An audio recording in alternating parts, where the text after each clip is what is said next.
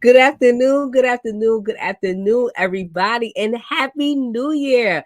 Welcome to 2022 and welcome to Building the Black Educator Pipeline podcast. I am your host, Shayna Terrell, educator activist. And that's right, we are still in 2022 and I'm still in pursuit of freedom and liberation for my people. Want to start the top of the show with just telling y'all I'm a little under the weather. So you might hear a little cough, a little sniff every now and again, but you know what? That ain't stopping us. We still plowing on through, okay? So we are back. And shout out to all my co-conspirators out there watching, who've been watching every week and who are back this week. I know we are easing back into the routines. Hope everybody had an awesome holiday break and had some awesome time off. If you're like me, you like, hey, what day was it? Is it? I'm trying to get back into my regular groove thing. So that's what we're doing here. And shout out to everybody, and I hope you had an amazing New Year.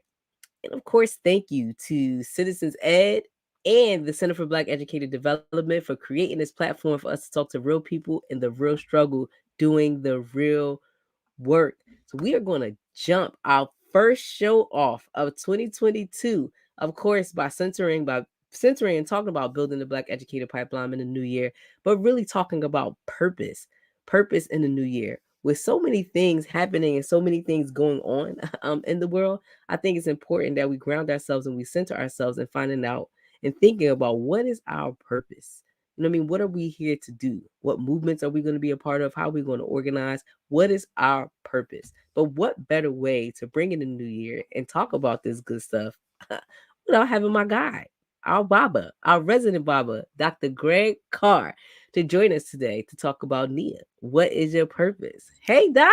Hey, Happy New Year, my dear beloved sister Shayna, Harriet Tubman, Terrell. How are you?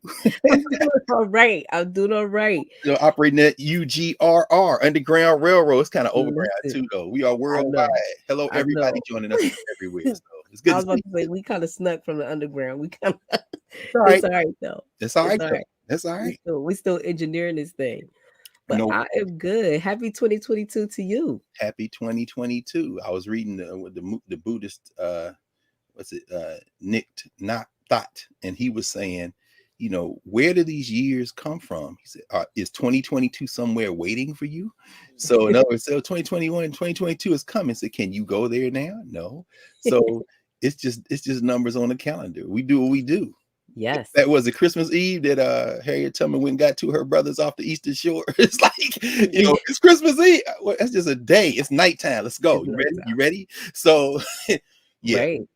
yeah. But I mean, we're teachers, so we have Yeah. some real issues to raise and questions asked around this topic that you've guided us into to begin the year purpose. We do. And our last two shows, well not last two shows, basically our last 2 weeks we were off because of holiday break. But the three shows prior to that, we had some heavy hitters, we had some real giants on the show. I definitely saw you have been, and those of you, if you haven't gone back and seen conversations with Erica Huggins and Charlie Cobb, you had master teachers who have the in fact, if they were giving out medals for liberation, you wouldn't be able to see their faces. These medals all over their chest, all up and down. And those conversations are not just fire, they are classrooms in themselves. And I want to say that to you publicly. Just remarkable work, and sitting with our elders and really do. The only value in that for us is to learn from where we've been before.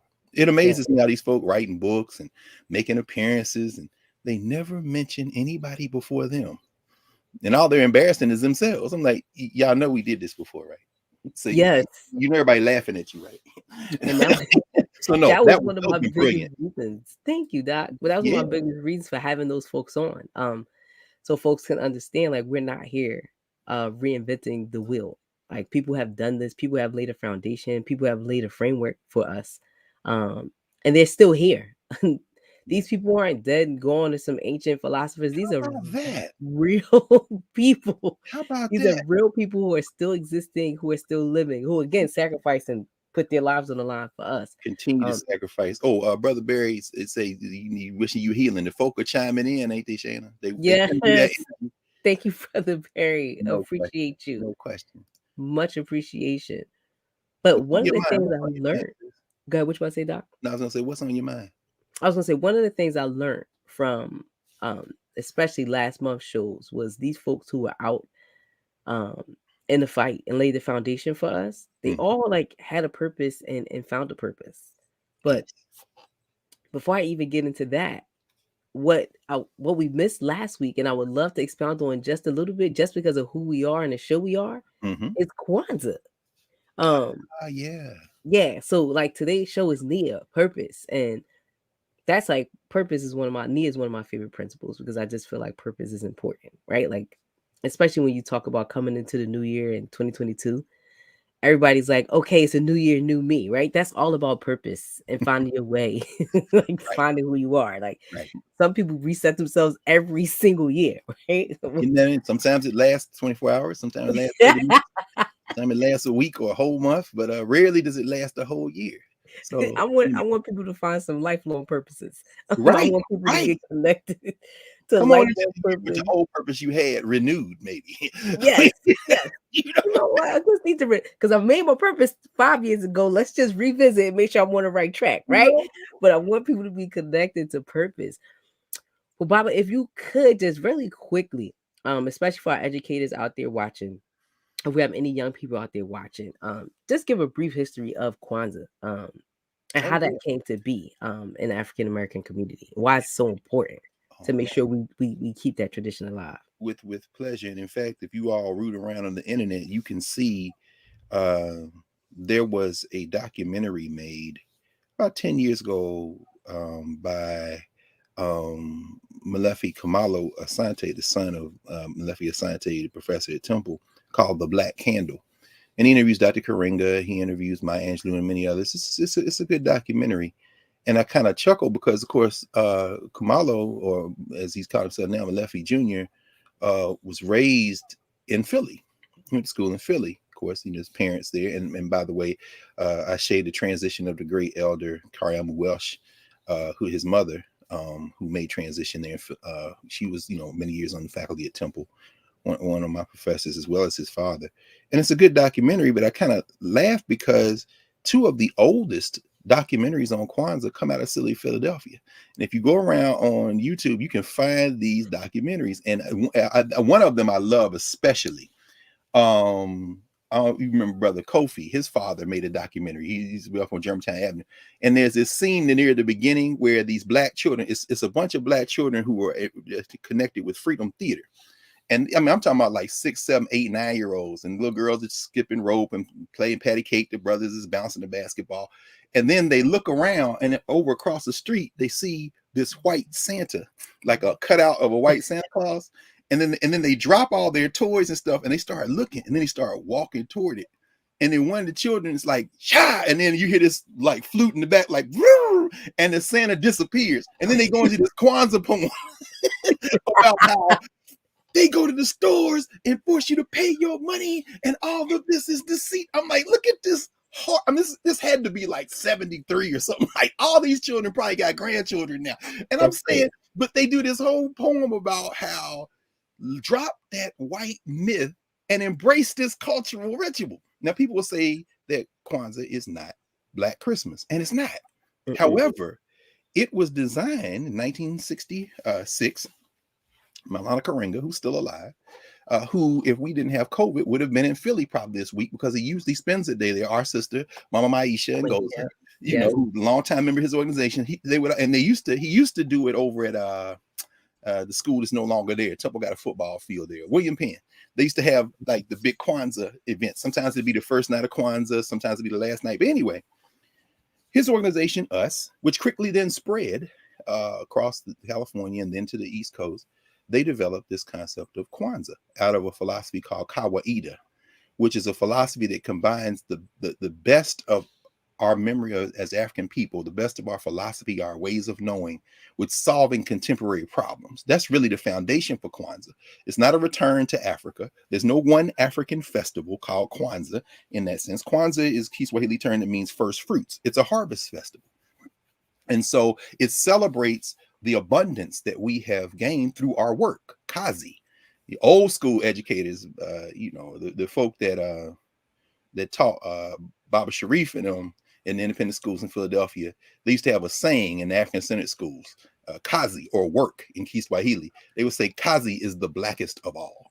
So in Mm. other words, you want to be black?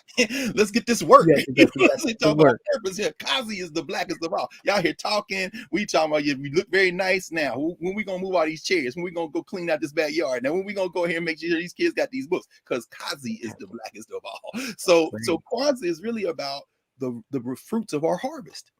And they said it December 26th to January 1st for several reasons. One is that that's the time when people usually don't have to go to work if they can manage.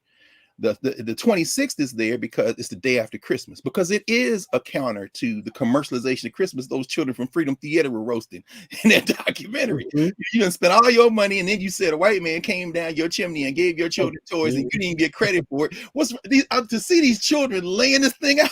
Y'all gotta go find this documentary anyway. And the other reason that it goes for 7 days, of course, 7 is a very important number in a number of our ways of knowing systems, is that it ends with a feast, a Karamu, a feast on the 1st of January, thereby linking the years. It's very intentional. So it isn't that, oh, why did y'all go over into the next year? Because the years are linked. Those are just numbers on a calendar. 21 and 22. Did you wake up feeling different? No. All right, then. Well, then we're going to keep this going over into January 1 to help you know that what we've been building this momentum with at the end of the year, it empties into the next year. And purpose is very there deliberate. So, and without going through, like you said, we'll keep it short now because, without going through all the rituals and all things, we know that there are 7 principles, the Nguzo Saba. And Saba means 7, of course, in Kiswahili, but in Nguzo is a word that really almost more closely translates to pillar. It's like 7 pillars. Here are the foundations. It's, the foundations of our common collective beliefs. We believe in unity. That's the first color, black, unity. We believe in unity of her. And then Kujichagulia, self-determination. That is, we must now collectively build our future together. We got to determine for ourselves. Ujima, collective work and responsibility. One individual getting the bag and hustling, that's cool, but what about all of us work together, which leads to the next principle, Ujamaa, cooperative economics. Capitalism is not going to save us. We have to be collective. So how are we going to plow into our businesses? How are we going to plow into our community? And then Nia, purpose, which of course became a very popular name for people to name their children. But some of these names ended up in children's names. People say, well, I don't celebrate Kwanzaa. Yeah, but your child named Nia. Yeah. Come on, purpose, which is what we're going to talk about, right? Kuumba, creativity. Well, we are always, we created everything. So, I mean, let's just be clear. And then Imani, the last day is faith. We bring that in. And of course, January the 1st, we know that that's a very important date in African history in the diaspora. It is often in the United States. It was the day, for example, in Philly, that Black folk prayed to, yeah, there we go. There they go. Yes. There you go. Fine, Shane. That's right. Let people see the kanara, the candle holder, the fruits on the mat there, the cake of the mat, the kikombe white umoja, the unity cup. All of the symbols mean something. And but we know that we had watch night. So January 31st, people be praying, and then they pray in the new year. Well, that took very important significance before the end of the Civil War, because the Emancipation Proclamation went into effect January 1st, 1863. And Black folks said, we're going to pray into the new year, then get up off our knees, go get these guns, kill these Confederates, and free ourselves. So, I mean, Lincoln ain't free nobody. This is a nice piece of paper, but now Kazi is the blackest of all. Let's go work this army. You know what I'm saying? It's work. Yes. Shout out to Camp William Penn out there at the end of Broad Street, Cheltenham. The black said, let's go in this war. But watch night is very important for us. Emancipation Day, January 1st, became a very important date. So anyway, but purpose, Nia, the 5th principle, the principle that says to make our collective vocation the building and developing of our community in order to restore our people to their traditional greatness. So it isn't about a new set of values. It's about renewing our old, very old and deep and strong and powerful values so we can restore our people. That's it. So purpose, I see why that's your favorite. Yes. It's my favorite, and it ties in right to, again, like I said, it just is so connected to everything we've been doing, everything we're building here, and the legacy that we're continuing. Just like in December, had our giants on, right? So restoring to our traditions, Yes. what we know works, how we know how to move together collectively in a movement.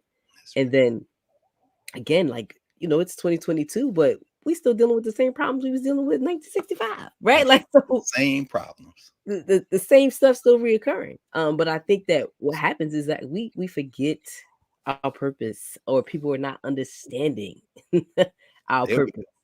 Yeah, Yes. Yes. yeah. We forget our purpose, or people aren't understanding their purpose. Some folks are lost. And hearing stories from our elders, and a lot of people talk about they felt like they had a calling, um, and Yes. they were going to answer that call. And when they Yes. when I hear that, when I hear them say they had a calling, I connect that calling to like, oh, that was your purpose, right? You found it. You were called, and you answered that call. Yes. But sometimes I think that people need a call to get answered. And I want to talk a little bit about the things today, because there's callings all over the world for Mhm. people to answer. Yeah, a lot of Um, people called down here to Washington, D.C. a year ago today. They they were were. called. That was their calling, right? That, Yeah, that that was their calling. And because they were white in their white riot, unlike our dear sister, who is not an ancestor, that's so important that you say that and that you sat with her, Erica Huggins. If Erica Huggins and her comrades had come down here with guns on jam, can you imagine? You know what I'm saying? Half of her comrades that are or say alive it are this still way: locked up. Erica Huggins and her comrades didn't even have to come anywhere Nope. to be slaughtered, That's right. or imprisoned in That's mass numbered. They didn't even have to show up at the capital of that's right. I the mean, my God, nation's capital, be that, slaughtered. that conversation you had with Dr. Gwen, Charlie Cobb, Charles Payne, and I mean, these were young people who were under perpetual assault. The state literally tried to kill them and killed some of them and jailed others. I mean, it is Yep. unbelievable. But if you are white, you can take a private plane, come to Washington, D.C., turn up, tear up the whole United States Capitol, claim you're going to lynch the sitting vice president, and then go home. And eventually, yeah, they may arrest you. They may give you a little sentence in maybe 60 days. And so he's 60 days. And Brown is still in jail for a crime he didn't commit. You know what I'm saying? Russell Maroon show y'all let him out because you didn't want him to die in jail, and so you can act like you did some compassionate release. And y'all giving white people who tore up the Capitol saying hang Mike Pence, and if they could have got into one or two doors, past Congressman Jim Clyburn's door with his name on it, and went to his secret place in the Capitol, meaning you were talking to Congress people. We know y'all were talking to Congress people who on the inside, who are basically telling y'all where to go get these people, and you get 60 days in jail. That ain't and nothing but that's it. whiteness at work. And again, it wasn't even like these are threats. This was live action, right? Like this is like you're active, Straight up. actively in pursuit, saying you going to hang people. Hang Mike Pence. They chanting, hang Mike Pence. Oh, yeah, and Jetoon, good look on that. Because the Kwanzaa principles, those 7 days of Kwanzaa, the whole reason to focus on them during those days is to reinforce the fact that we focus on them the entire year. They Year. aren't just that week. That's good, Jetoon. Yeah, and it's always a lot of red, black, and green. When you see those flags, it gives you great comfort. Yes, Gives and you that's another reason why I wanted to like not like, even though we were off for 2 weeks, Mhm. I felt like we had to talk about Kwanzaa, because I feel like people do feel like, oh, we just do it for these 7 days, Yeah, and those are the principles, and that's it. Not understanding, no, you are living this out. Like Kwanzaa is not a principle for 7 days. It's a like most stuff, like it's a way of life. that's right. It's how we should be governing. It's our ways of being. That's right. So it is definitely super important to make sure that these principles are live, That's right. um, 24, 365 days a year. No question. Um, but I think we don't talk about it enough in education spaces. I think Oh, it's one of those principles that gets, or one of those things or traditions that get written off as like, oh, that's the Afrocentric stuff. Where like we talk about Christmas, talk about Thanksgiving. Does right. anybody write that off as white supremacy or Eurocentric traditions? No. No, right? Imagine people who call themselves Christians were Christians more than one day a year. We wouldn't be in this mess. But then again, they aren't Christians on Christmas. So clear. I mean, last I checked, by that story they say happened, which we don't know if it did happen. By the way, respect to some of the oldest Christians in the world, our Ethiopian family in the Ethiopian Orthodox Church. I Mhm. think Christmas is this weekend. isn't it? It's coming up. Yeah, because they say now the 25th is not the day. But we know that that's a solstice celebration. But the last I checked from the story, what was it? The sister was pregnant. She and her fiance had to leave their house and come to the city to get on the tax rolls. The government made them come. They couldn't find a place, so they was in a shelter, had the baby on some straw, and then had to get out of Dodge because the government started hunting the child. The child did grow to manhood, but then the feds had an informant in. He had COINTELPRO, found him out, killed him. So I mean, that's a very black story. I mean, it is a very black story. I mean, and how you just put Jesus in COINTELPRO is crazy, but it is. I'm saying, but so if you calling yourself a Christian, then and that's not the story, then you really not. I'm saying, are you a Christian? I mean, because Jesus wasn't a Christian. Jesus was a black kid trying to get the hell away from the feds, yes. Broke up his family, you know what I'm saying? And then killed him. And then waited a few years and started talking about how much they loved him. Shit, that sounds more like Martin Luther King. I don't know, ain't that holiday coming up in a minute? But they're gonna make y'all paint the schools that you already paid tax dollars to paint. Oh, that's a Jedi mind trick, ain't it? It is. It is. And like you said, that's a black story right there. Right. This is a black story. It's a very black story. It's a very black legacy Jesus holding right there. Right? Black legacy, yo. We love you, but why did you kill me? Why did you kill me? Talk about that. But it's the truth. But it's the truth. Yeah.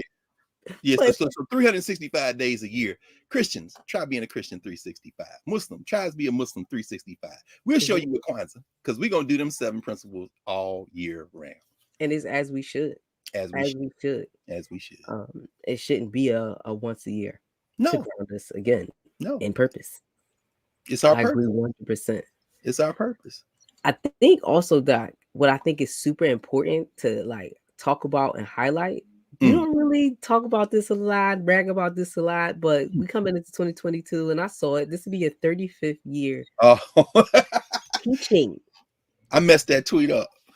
What you mean you messed it up? No, I was actually, because you're right. I don't talk about it. And that's not even why, yes, you know why I tweeted that? Because you, me, everybody at the Center for Black Educator Development, Citizen Ed, all of us, we are educators. That's right. And right now, I doubt there's an educator in the country, really in the world, who is not experiencing high anxiety. You got children yourself, you got elders, we have families. We don't want anyone to get sick. We don't want to get sick. We don't want our children to get sick. And in a place like the city of Chicago, they have a strong union. They say, we're not going back up in this building until these policymakers make it safe for these children and safe for us. So everybody doesn't have a laptop. Well, then why didn't you get it to them? We've been telling y'all since this thing began in March 2020, get these children the technology they need and get them broadband access. And if they don't have it at home, create some kind of place where they can learn. We would rather be physically with our children. But if it's not safe, meanwhile, you got people out here talking about they need to go back to school. And I'm saying you have the governor of Florida, a remarkable fascist, who is, has been hiding for 2 weeks. And he showed up yesterday talking like this. Oh, you had COVID. I mean, we knew you a punk, but you hid for 2 weeks. I mean, and you still ain't healed. But my point is, teachers are terrified right now all over the country. And so I put that tweet out because what I was saying is, and I thought about it and I said, how long have I been teaching? I said, dang, the first class I had was the summer of after I graduated from undergrad. I was 22 years old, South Street Community Center, with a bunch of elementary school children, where we had a summer program and we were teaching history and culture. Of course, I had the children in there and I had them making little skits based on the Iran-Contra hearings because they were on TV. So the children were in there breaking down Oliver North and the testimony. Oh, we had a great time. I'm sure some of those children got children older than most of our scholars now. But anyway, I said all that to say that. So that was 35 years ago. And between there, community college, when I was in Columbus, I taught at a women's prison one time. I mean, all kind of different things. I said 35 years, but that wasn't even the reason I tweeted that. The reason I tweeted it was I was saying teaching is frontline work in a pandemic. So all of you who are talking about y'all need to go back to class. Y'all need to do all that work. Oh, yeah, there it is. Oh, Lord. Yeah. And see that first paragraph, I didn't mean what I was basically trying to say is I've been in a lot of classrooms and I've learned from a lot of teachers. especially elementary and middle school teachers and high school teachers. And for those who are scholars who write about things and talk about what teachers should and shouldn't be doing, I'm like, yeah, I've been in them classrooms too. Let me be very clear. Teachers are worried about everyone's health during this crisis. In person is frontline work too. So teachers aren't abstract. They got to leave their house, come back, take care of their grandmama or granddaddy, worry about their children. If you say, I don't believe in vaccines, and send your child to school, you are just endangering all the children and the teacher who's going to go back. Shana, yesterday there were almost 600,000 new cases reported in the United States. That blew my mind. Well, Omicron is mild. Yeah, it's mild to everybody except the person who gets so sick they can't breathe. That's right. Teachers are terrified. You know what I'm saying? As a teacher myself, I'm like, I'm good with staying here for the rest of my life if it's not going to mean endangering health. So that's why I tweeted that. And then people started saying, oh, congratulations. Like, oh, wait, no, that's not why. So I know you're like, wait, I didn't, because I know you, right? So you're not like, I ain't saying this to say I've been in it for 35 years. No question.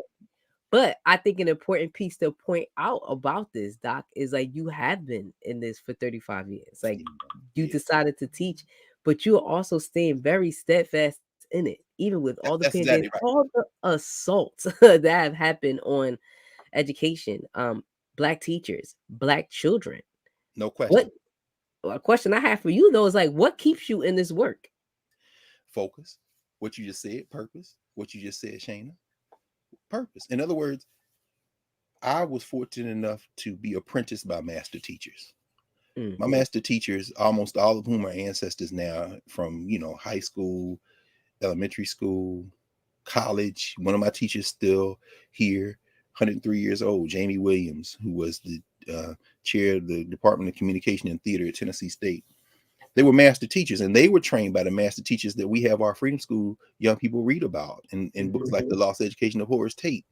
They were the African-centered educators, and they believed in community. So that's who trained me.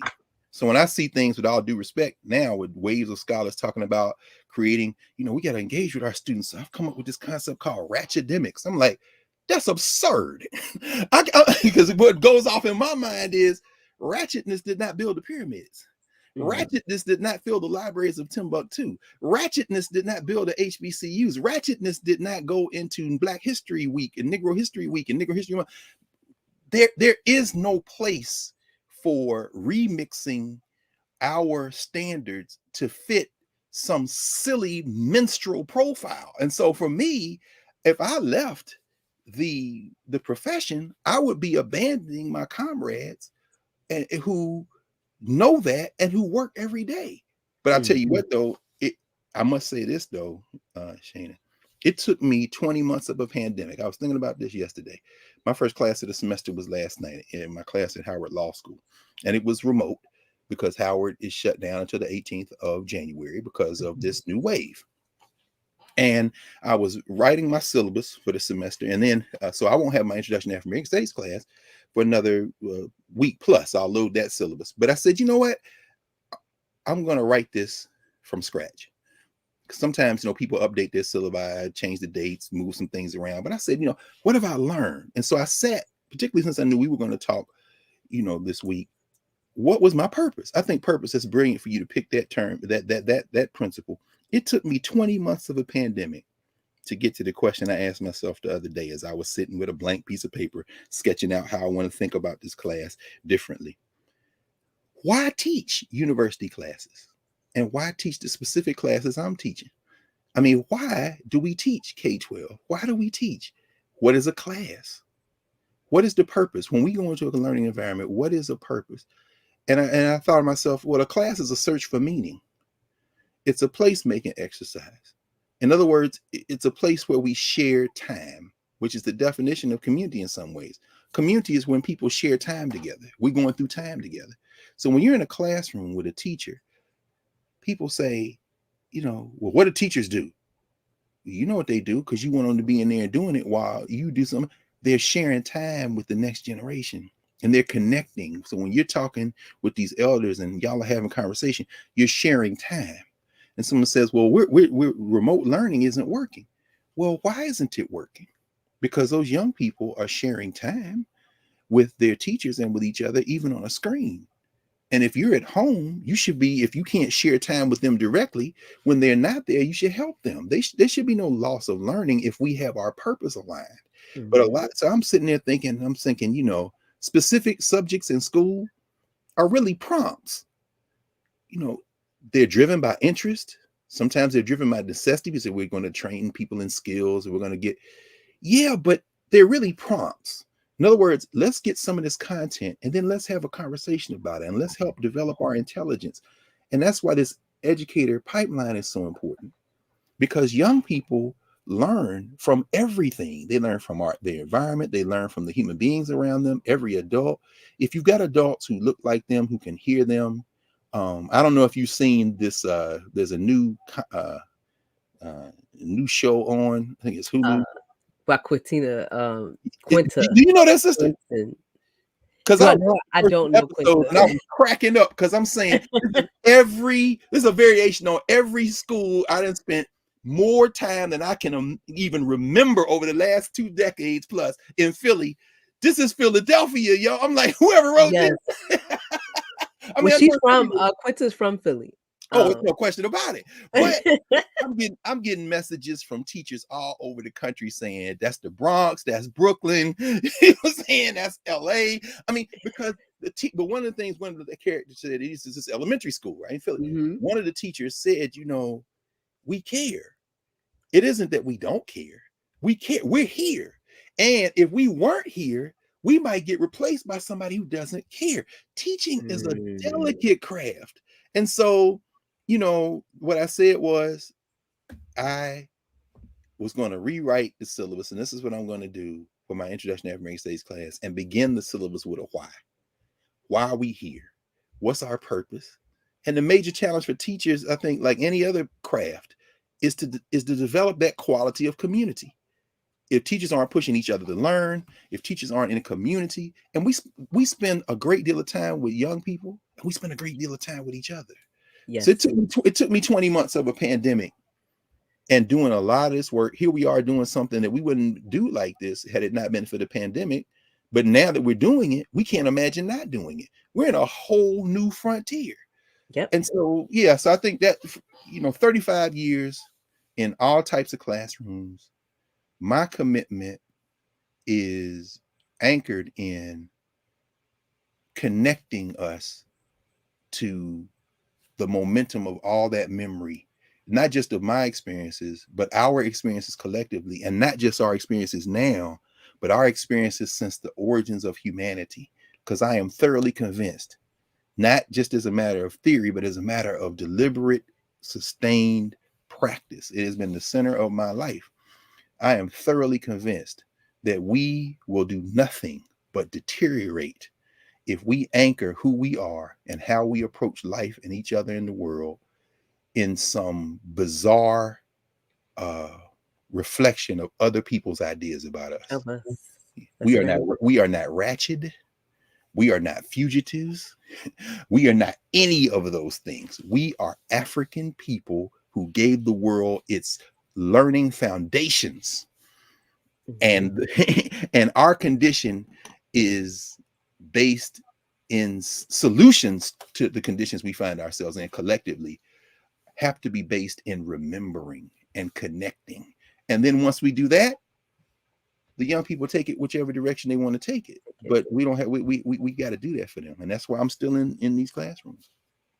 And we appreciate that. And I know I didn't mean to like put you out there like that today. That's all right. I ain't mad because I was clearly, I was a little mad yesterday about these people telling teachers to get back in the classroom. I'm like, really? Well, right? Like this is an ongoing episode, right? In America, it's always going to be people before profit before people, right? Like that is reoccurring. Like when you are in a capitalistic society, that is it's about the profit. Like, and it's also this wild concept that we hold that like I gotta micromanage every minute of a person's time, right? Like, and if you're not in front, like you got to be right in front of me because I need to tell you what you need to be doing with every single minute. Like, yeah, it's sick, right? Like, what does that say to you, Shane? What is that? What's going through somebody's mind when they say that they have to do that? what a person like me though, right? Like I think differently. I'm like something wrong with you, right? You Oh no, feel I agree. Something's wrong with them. I mean, could be that somebody's looking over their shoulder saying, if you don't do it, we're gonna force you to do it. Mhm. The thing that comes to my mind, and I see our sister, our comrade Anshere, no question, it's capital. It's all capital, right? The thing that comes to my mind is one word: trust. Yes. Because the best classrooms I was ever in, I think about, man, I remember when Christine Wiggins and them, this is before there was an Imhotep high school, when they were all Mhm. middle school teachers. I would go over to Ada Lewis, or I would go hang out, over at Rhodes, E. Washington Rhodes, and Uh-huh. just watch these teachers. The master teachers don't get in each other's way. They trust each other. So in other words, you leave one classroom, go to another classroom, those two sisters or brother and sister, they may not see each other except during the breaks. Ain't nobody walking. Oh, and the principal never has to handle what the principal is handling. And they're not even thinking about what's going on in the classrooms. Why? Because that is trust. That trust is built from years of experience. There are master teachers in these rooms. Mhm. It will be no different than, I think about the best uh, sports teams. The coaches have to do very little instruction. You look at Yep. somebody like Phil Jackson, for example, with Chicago Bulls. You hear those players over and over. Once you got players with skill sets who can trust each other, Phil Jackson is coming in the locker room and say, "Hey, everybody, read this book." Right. I'm not even diagramming. We're gonna read and discuss it. I'm Because now I'm trying to facilitate to make sure all things are aligned and working together. I don't no have to question. teach you a skill because you know what you're doing. And I Exactly. agree with that 100% Exactly. for master teachers. But it's something again about I'm going to say the new world, but there are people who are in charge who, it's definitely a trust thing, but it's also like a very condescending ear. Like, Yes. I don't know better. I mean, you don't know better. Like, I got to tell you what to do with your time. And I got to observe you to make sure you're doing exactly what I told you to do. My God. Because you can't do what you want to do. You got to do what I told you to do. Isn't that Um, something? it Isn't that is. something? And you know what's crazy? I mean, I used to love this when I worked directly for the school district of Philadelphia. They would ask me to come to high schools. I would go over to Dobbins, or I'd go hang out at West Philly, High University City. And they said, "We want you to do a professional development." I said, "No problem." I will go over. All the teachers would be in the library. I won't even call it them other names they made up. I had something. Anyway, Oh, yeah, the rooms. Yep. yeah, the room, right? The library. You know what I'm saying? Yes. So we'd all be in there. And I said, the first thing I would like for us to do is throw professional development label in the trash, because professional PD is what got me in the room, but we are all teachers. So we're going to do is sit in a circle and debrief. I said, I feel bad that they pay me to do this, but not bad enough not to do it. I want to learn from the masters in this circle. How do y'all approach this? And then, what you would see sometimes is some administrators, this was before they were replaced with a lot of other administrators, would be in the room, and you could see like some of them were very happy. Others would be a little nervous. Why? Because if you spent your administrative life telling teachers how to teach, or saying you're going to watch them, it gets very nervous when you can see what happens is in a conversation like that, the people who know what they're doing start talking. Then it Yep. just becomes that is sharing time and notes. And I'm saying, okay, well, what about so and so? Okay, so how do you approach this? And that's when you find out you have everything. You just listen to this. Well, y'all listen to these teachers, please. And the teachers who have very little experience, which is why this pipeline source in the center is so important. Work at the center. The teachers who have the least experience, but who have the desire, To learn. Yeah. they can learn. In And fact, that's one when I thing tell I you love about. the Go ahead. schools that I've been in, right? Like just Yes. like you, every school I've been in, every faculty I've been a part of, I can't think of a year that a teacher didn't say, "Hey, can we have some teacher-led PDs?" I can't think Please. like that's what they asked for. Please. Hey, can we take turns possibly leading content strategy? Like how many times that has been asked upon by teachers? Now, I Like was known for that. I was known for that. I ain't coming to do nothing but listen, and we're gonna have a conversation. And I would tell them it's an honor to sit with teachers. In fact, mhm. I don't like the concept of professional development. What are we talking about? Development. We're gonna have teacher talk. We all teachers, right? So I mean, so it's so funny. Even in that comedy, what is it? Abbott Elementary, I think they right. Yep. The child, the young girl is like, I'm gonna fix this light. So she twists something and all the lights go out, and then they roast her. Then the janitor comes in, the brother, no, the brother, the building, the building engineer, as they would say. Now mind you, now, one of the most brilliant master teachers I've ever known in my life, the great Harrison Ridley, would have been called a janitor. He worked for the school district of Philadelphia for decades, but he was known all over the world as this jazz historian. But every day he worked, his last part of his life, he worked down at 734 Schuylkill, the school district building. That's where our offices were. So the building engineer comes in and fixes everything. Because see what they did, they went in the damn switch box and started messing around with the switch. Y'all don't know what y'all doing. You know what I'm saying? Let the expert handle it. And in that moment, the lesson of that episode, while the girl they all outside, the old head teachers turn to her, and that's when she gets the lesson on how to keep this thing together. But it started with her going and doing something that would have been considered wrong. Now, in a micromanaging world, are they gonna write her up? Are they gonna punish her? No. We all made mistakes. Let me tell you what I did when I was 23 and walked into school for the first time. You know what I'm saying? But that's teachers. And the best administrators elevate their teachers, respect their teachers. You know, I had one of my colleagues at Howard, Jules Harrell, a great scholar, master teacher. He always tells the students, a school is the students and the teachers. Everybody else is there to support that. So never forget anybody else. No. Are you a teacher? No. You a student? No. Then how are you supporting what we're doing? Because the only reason we here is this classroom. Right. If you're a superintendent, you are learning support. But okay, support. You're not telling me what to do. This is a craft. Yeah, but even the way your mindset is in approaching like what a school building is just completely different from how they actually function. It's true. That's true. And I think that that's why like our schools they're in crisis right now, right? Because if your mindset, if that's applied, this building are the teachers and the students, and we're here to support. So then the logic would be, well, what's best for them? And let's ask them, right? Let's ask them.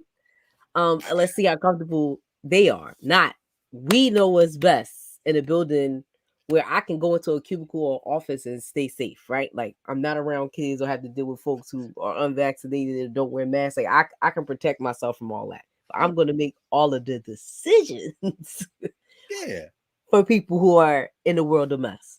That's super problematic. It's funny you say that, because what I've also observed is a deep transition.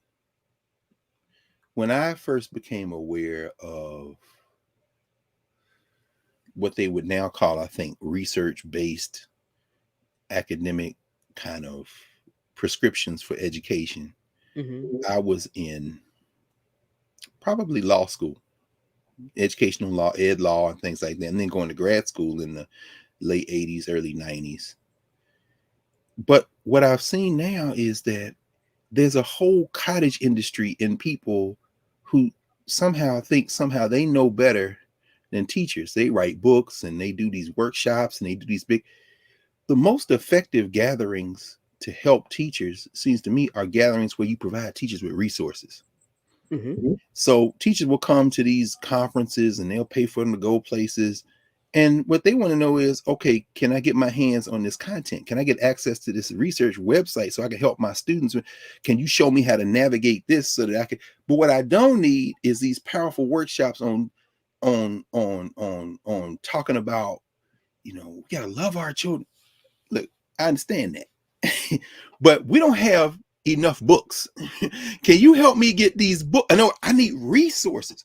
So I look at these. I'd say this has been over the last maybe 30 years or so.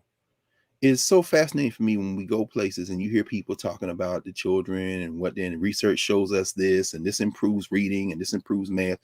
And I'll look around to the teachers who I know are master teachers, and you can see them. You know how you get that look on your face when you can tell that you're not listening. So people like, and I'm saying, see, and I'm looking for the teachers who I know are master teachers. And here goes somebody that's got $1 million grant from X Foundation and X University to write about grit or to write about something. And they looking at people, and you don't know nothing about these people. They looking at you like, okay. And so sometimes I'll say, I say, so how long do you think he would last in a classroom? Maybe a week, maybe 2 weeks. In other words, you can't, you know. So I think you're right, it's not working. But when I think about the work that you all are doing, and again, if you're not in Philadelphia, but you know people who are doing the kind of work that, you know, Shayna and Asheray and Stephanie and some, I mean, they're doing, nothing makes me happier than when y'all send me a video, or I look and see something, and I see teachers talking to each other in community, and then talking with students in community and building. That's when I can breathe a sigh of relief, because I know that we have everything we need. Mm-hmm. And what you did in December, what you've been doing all along with this work, with this platform especially, but what you did in December is so critically important, because no teacher should enter a space where she or he or they feel that they're pioneers. No, you've entered a craft with the oldest pedigree. If you talk about Black education, this doesn't come from slavery. We endured slavery. We resisted. We endured apartheid. We resisted. But you've entered a craft that begins literally with the origins of humanity. And so you should never feel like you're coming into a place where this is hopeless. This is hopeless. Because And, it's and not. it's not hopeless. No. It's the Not opposite of hopeless, hopeless. and you're It not is, here to it is the save. hope. It's not hopeless, and you're not here to save, no matter how much some people tell you do. And I agree with you on What in is terms that? of, I don't know. Right. I don't know, but I mean, people be having that, right? But you know what it actually is? It actually to connect it to the theme of today. When folks have to find a purpose, right? If my purpose, right, is to save and to help, right, I feel grounded in a purpose. But sometimes that's why I said at the top of the show, when you don't give people a call to answer, right, like they're going, some folks are going to find one. And some people's purpose, or they feel like their calling, is rooted in helping or saving, when that's not really the case.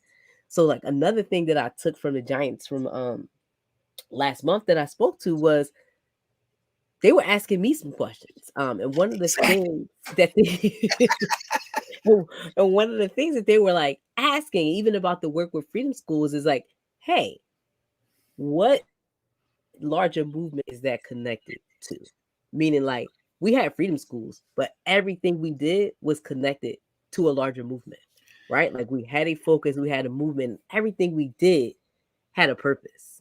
And what we love to do, right, is like take all of the works from Black Panthers or civil rights movement, and like people like to piecemeal it. We Right. just go march. No, Right. that's not like marching was a strategy connected to another strategy, to a deeper strategy, right? Like like it was Right. those two orgs are one of the most high, like one of those events in time, one of the most highly organized, I mean, movements, right? That you'll see in terms of being in America. And the way they did that. And I think people are like chasing that legacy, but want to take what they find attractive.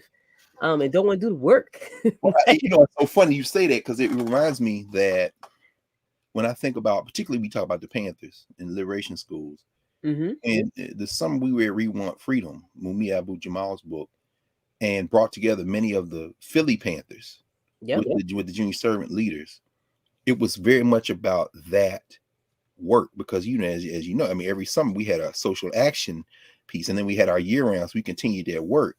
What we have to do a better job of, and I think this is a good purpose for 2022 rather. And we did one summer, we did something called, institutional memory, where we interviewed elders, this kind of thing. Part of the answer to that question is to remember there are two things. One, remember that we have always tried to do that, at least in our little corner of the world. And the second thing is that we should spend more time talking with ourselves. Because when I think of the people who have come through the educational systems of Philadelphia, who were connected to those kind of movements that connect, and I think about what they're doing now, I think about, like we talked about, Rashida Ford in Baltimore. I'm saying that's connect. I mean, but what we rarely do is we rarely pause and take an inventory of where our people are and how they're connected to other people and how they connect. Because every new shiny thing that comes, we're gonna do this. You say, okay, good, because you got some money from a foundation. You got something. You're gonna show us how to. No, here's what you're gonna do. Give us the money, and we'll see you later. Or better yet, just go. Because we need to pick up the phone or pick up the internet, get on the emails, get on the text, get on the group meets, and remember what we've done.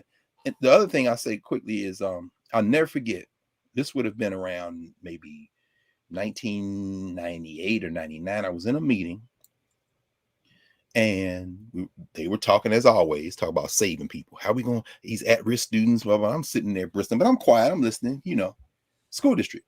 And a very senior level administrator during a break was talking to a younger administrator about where to send their child to elementary school and whether they should send their children to a school district school or a private school. And I'll never forget what this administrator told this other one. The older one said, "Oh, you never sacrifice your own." The meeting resumed, and here goes a policymaker talking about how they're going to help these at-risk. But you never, and I never forgot that because I see that over. I see it at universities. I see it at K-12. The very people setting policy. This is why Lisa Delpit named her book "Other People's Children." You would never, and that's why I would always go to meetings, and then they give this great new curriculum. They talk about it. So I said, I got two questions. One, do you have children? Yes. Number two, would you let your child do this? And if you start stimmering and stalling, I'm leaving. Well, I got work to do. Kazi is the blackest of all. What I'm not going to do is sit here and have you experiment on our children like they Frankensteins. You would never let your children. So if it's not good enough for your children, we need to pull this contract, fire this person who gave the contract. You need to get out of here. Because you're looking at our children like animals in a zoo or cute little people at the shelter or something. They're not human. Yep. So I don't know how we, But I think that draws in good when you talk about purpose. And I think that if folks are looking for purpose in education and looking for purpose in 2022, I feel like sometimes like we're at the point of what do you have to lose? Go ahead and be a disruptor. Well, I think that's the important thing we have to remember, Shana. Yep. What has happened is I was reading some stuff the other day about this. Move my books around here. I'm writing curriculum, so I got books everywhere now. But the thing I think one of the things we have to remember about that is it's a lot of money now.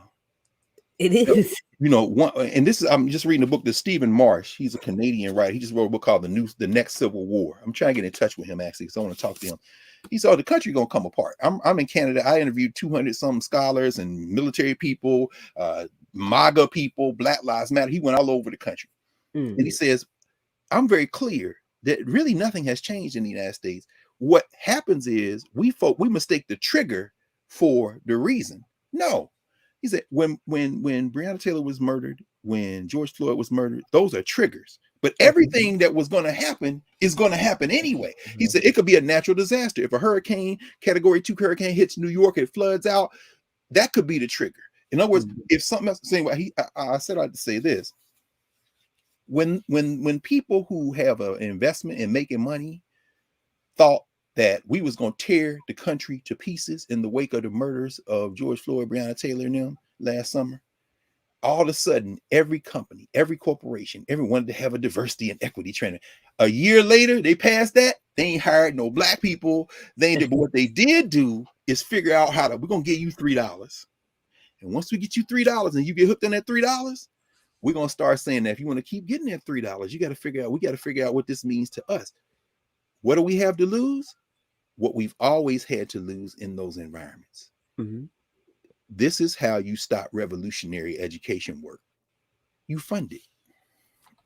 This is a difficult thing people to think. You can't, and I'm saying, we think that way, we'll never have resources. Let's be crystal clear about this. I defy anyone living to show me anywhere in the history of Black education where our liberation work, subsidized by entities that we know are against us, resulted in our progress. I want to see it. I want to see it. And if you go say, well, what am I doing? Okay, let's go back to the Ford Foundation. The first Black head of the Ford Foundation just made transition a few weeks ago, Franklin A. Thomas. Franklin Thomas was in Bedford-Stuyvesant. He's from that area. Ocean Hill, Brownsville, all that work that we had the young people read, we read African people. The Ford Foundation He came out of that work, and then they brought him in. Bobby Kennedy then brought him in to run the Ford Foundation. They were funding Black Studies programs. And what are Black Studies programs now? Let's talk about the intersections of the poetics of Blackness as it manifests. And then we'll publish the book with the university. Black people are dying. Yeah, that's tragic.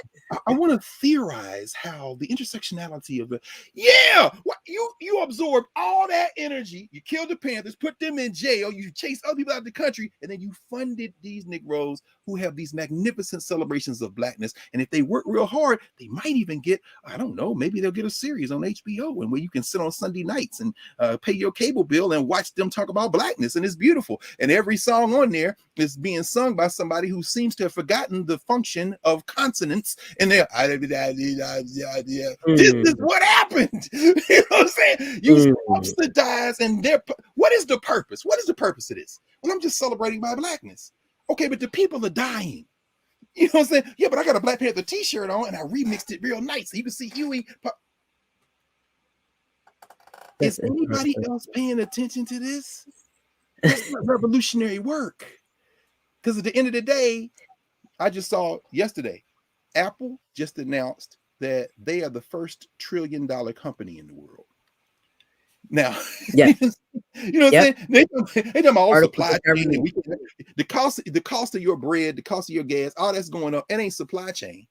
It is the market realizing this pandemic is a crisis that we can make opportunity from. They are getting richer. You know what I'm saying? And they'll hit a couple of y'all off to remix something and make a little song and maybe get a little contract to put some shirts together or something. And you're gonna call that progress. You need to get the hell out of our way. But will they? No, they won't, which is why this is, when you said that in terms of purpose, our purpose must always be to never be distracted. Yep. And to work together. And that's what we're doing here. Agreed. I mean, you can't allow people to steer you off the path. No. And I wanted to talk about purpose. Again, we talked about this before we got on air in terms of like or it might have been at the top of the show. New Year's resolution. Every year somebody want a new one. No. We gotta understand we have the same purpose. Never changes, that never wavers. That's right. 365 days a year, 24 hours a day. Freedom and liberation got to be at the top of our minds. And with the world in crisis right now, we have to. We got to stay focused. We cannot be distracted. I agree 100%. So saying that to say, especially for today and on this show, the reminder, we know what our purpose is, and we have to stand tall in that. And for people who are looking for a call to answer this call. Answer this call. If you don't know, you better ask somebody. Because guess what? We do know, and only we know, though. You don't know by yourself. I don't know by myself. If we don't know the answers, we can look at each other. Yes. Again, I mean, I know we were drawing to a close, but what you did last December, and again, if y'all haven't seen it, go back and look at those earlier conversations. The people know. Ask the people. They're still here. They're still here. They're still here. I mean, when I tell you, it's insane to me. But to hear them talk about their stories in terms of like, especially when you listen to the Black Panther speak, they're like, so we were at a time where it just wasn't cool to be a Panther. Like, I didn't live in where it was all this glory, where like I walked in a room and people were like, oh my God, you were a Black Panther. Like, that's not what my reality was. No. In that work. Like, that's not what it was. No. Well, people say that because they're not that. And that's why I'm saying people, it's cool. I was cool. Say, wait, no, it was normal. And I think that's where the thing comes out. I mean, for me, the most, let me not say for me, I think it will be hard to argue if we were to talk about most important time periods, the period between the mid 60s and the decade of the 1970s, the end of the decade of the 1970s is probably, I don't think there's any more important period in our history in the United States. Not during enslavement, not during the so-called 1920s Harlem Renaissance, New Negro movement. It is the Black Power movement. Because those Panthers, everybody wasn't in the Panthers. Everybody wasn't in us. But so many more Black people in the late 60s and then through the 1970s, Freedom Days, through all that stuff, that is the foundation. And then what this country did, those running the place who don't like that kind of thing, they work like hell to either smash those institutions or divert that energy into something else. So if you look at everything, you look at Philadelphia, for example, you look at the freedom school stuff, you look at all the independent schools, it's the mid 60s through the 70s. Yep. That's the case in Pittsburgh. That's the case in Buffalo, New York. That's the case in LA and Portland, Oregon. That is the case in Jackson, Mississippi, Atlanta. That was the period. Yep. Then you got to ask yourself, what changed? It wasn't that they didn't want to do it anymore. There was a very deliberate attack on those systems. Agreed. And got it. And, Yeah. And when I tell you, spending my life figuring out how we get back to those periods, that's what we're doing. Look, that's why I feel that freedom schools got your lead. This is Egyptian. You can't ratchet that. That's not ratchet. Mm-hmm. I'm sorry. No, actually, I'm not sorry. You have to be sorry. And I think that you open up for definitely like a lady show that we're gonna have. We gotta have that. We gotta have that. Definitely open up for a lady show that we're gonna have. And Mr. Emden, who you speak of, will probably be a future guest here. Can we get him on? Maybe the two of us could be in conversation, because I don't know. I'm gonna see about the two of us, but I think because you want to talk to him first? Okay, no problem. I was on a panel, and I ain't got no shade for the brother. In fact, I'm too busy working. Yes, I'm too busy working. You know what I'm saying? I mean, I don't see ratchet in none of the dictionaries of Egyptian language that I study. I don't see that word in there. So I'm just saying. Now I see wretched, I see nehesi, but even that is a condition. In fact, the Egyptians said of the Nubians when they was fighting them, they cousins, and they said nehesi, and that sometimes that translates as wretched. But what that really means is you are not behaving to the standard that we would attribute with being human in the world. Yes. So to say ratchetness, I'm like, what? And I tell people this all the time about you, Doc, in terms of like, Doc is never going to be in support or any of that in any of these terminologies that he feels is I don't believe in minstrelsy or degradation. No, I don't believe in minstrelsy to us as African people. No, anytime people who have been our open enemies start clapping and smiling and slapping you on the back, you know that's not in our interest. Well, I'm about to say, anytime that happens, you do have to like kind of take a side and understand what you within. And I think it's always important. I always say this too. It's all good and it's all not in fun and respect. We should always hold each other accountable and be critical of one another. Yeah, because ultimately we all do want the same thing. We do. Yeah, I have fun with it, but you know, we got too much work to do. It's a lot of work to do. These people damn near tore up their country a year ago today. And guess what? They not going to jail. They said something. They're being arrested. No. 60 days in jail ain't going to jail. You understand? You ask some black people about jail time. Jail time is from now on, as he's saying the hood. You know what I'm saying? What'd you get? I got from now on. In other words, yes, they not going to jail. One of them getting ready to run for president of the United States again, and what might be the president, because they've been rigging elections for 2 years now. Yeah, and meanwhile we run around talking about no, I'm sorry, it ain't we. You're right. It's not in fun. Let me stop. Because that is what to bring us back full circle. I think that even shedding the light on that, this is why purpose and finding purpose is so important. Because the people who a year ago tore up the Capitol, they had a purpose. They had a straight purpose, and they stayed focused. Very focused. They still focused. They focused, yo. they didn't do a new resolution in 2022. They are steadfast on the same, right? Nope. And in fact, they're gonna skip over 2023. Their focus is 2024. Meanwhile, we run around here talking about how could we, what are you doing? Yeah. Oh, Bob Street said a ratchet of the earth. Can you imagine? Fanon? That's a good one, Baba. Can you imagine Prince Fanon writing a book called A Ratchet of the Earth? But Baba, I promise you, this is what's gonna be. This is what's gonna break all our hearts. Somebody gonna see that right there, and they already calling a publisher, trying to figure out how they can make that the title of their book. Yes. Mark my words. And I will read it word for word and eviscerate it right here on this show. And you're going to invite that author when they come, because we got to start having these hard conversations. Y'all stop playing with the language black people created. You understand? Because you becoming a minstrel before the whole world. They've cutting our heads off. And if we don't look different, I know we're going over, but if we don't look different, They're right while we here having this conversation in the country of Chile, they have a 155 member constitutional committee. They are literally writing a new constitution for the country. The indigenous people are at the table. They don't have enough right-wing people to stop them, and they could write a brand new constitution in Chile that's going to restructure the part of their country. Meanwhile, we up here in the United States trying to figure out ways to make hip-hop songs out of slave masters and invite children to go watch it like this. Okay, enough. Look, to set you off at the end. He like, girl, this came at the end. But we are definitely gonna wrap up. And as always, Baba, I thank you. And folks, of course, y'all always love and support Dr. Carr and I. He will be back still the last Thursday. Yeah, I ain't going nowhere. We always here of this month. But we definitely wanted to open up in our new year with Dr. Carr to help us all center and what's going on out here in this education world. But we got to answer this call and we got to find our purpose, y'all. But we will be back. Yes. We will be back here next week. Same time, same place. We love y'all. Thanks for visiting Building the Black Educator Pipeline podcast, people. Love you. Peace.